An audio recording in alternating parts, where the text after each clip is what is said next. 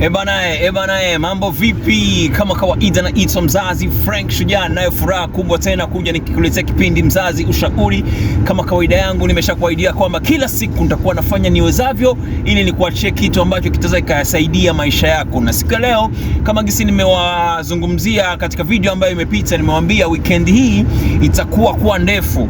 Kitu ambacho nimefikiria leo kushauria ndugu mpenzi mtazamaji. Leo nakuja tu na neno moja, na kuja na kodi moja, ni kukwambia don't drink and drive.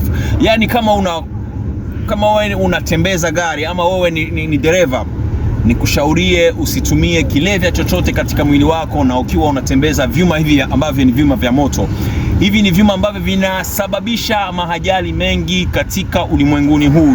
Hii kwenye mstari wa mbele kabisa kwa watu ambao wanaopoteza uhai wao kwa kiwango kikubwa ni haya magari tunayoendesha. Yani hakikisha kwamba una safari ama kama una mpango wa kuendesha siku hiyo, hakikisha unatumia kinywaji ambayo kiko soft kama hiki ambacho hakina kilevya, kwa sababu ukishatia maisha yako katika hatari, wewe kwanza wewe ndio unapoteza.